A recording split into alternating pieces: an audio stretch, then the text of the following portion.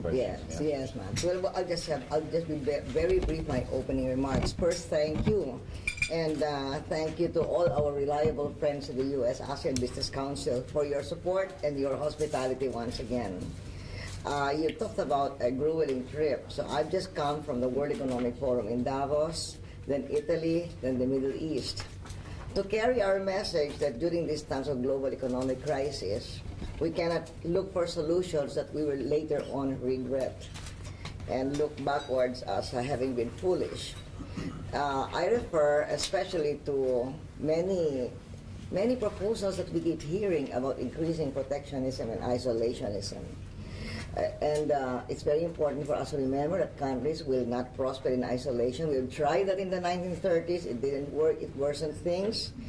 So if we roll back trade and put up barriers now, that will not be the solution to this global crisis. Instead, we must re-energize trade, investment, and consumption. And that's why I'm glad we're having this meeting, to do our re-energization of our economic relations. To go to the Philippines, in spite of the global economic downturn, the Philippines is not standing still. And we have weathered the worst effects of the global crisis so far. In fact, we're considered an island of stability in the raging stormy seas. And that's not coming from me, that's from Standard & Poor's. According to Fitch, we are reasonably healthy. According to Credit Suisse, our macroeconomic risk is one of the lowest in the equities market. And JP Morgan said that, in fact, we are inherently strong and potential beneficiary of the world's financial woes.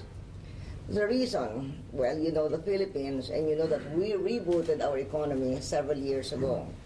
We took our bitter economic medicine through fundamental reforms by raising taxes, cutting down on smugglers, reforming our tax collection system, and our banking laws.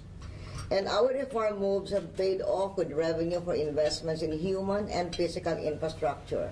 Well, many of you know the Philippines, so I can point out that it now only takes half an hour by car from Metro Manila to Clark in Pampanga to the North Luzon Expressway.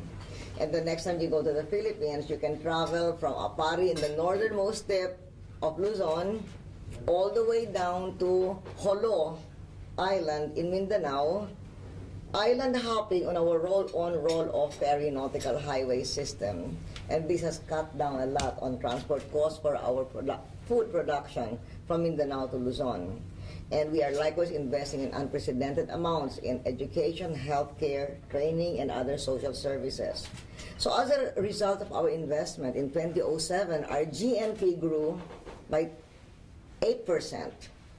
And now in 2008, even as 2/3 of the world went into recession, we still manage a GNP growth rate of 6%. To continue with this growth, we have a fiscal stimulus program, as all countries are doing, with the difference that ours has an eye on fiscal prudence, because we have been increasing our revenues very significantly since our tax reforms. And this is a time when the leadership of our country and all the nations must turn their attention to managing the impact on the global crisis.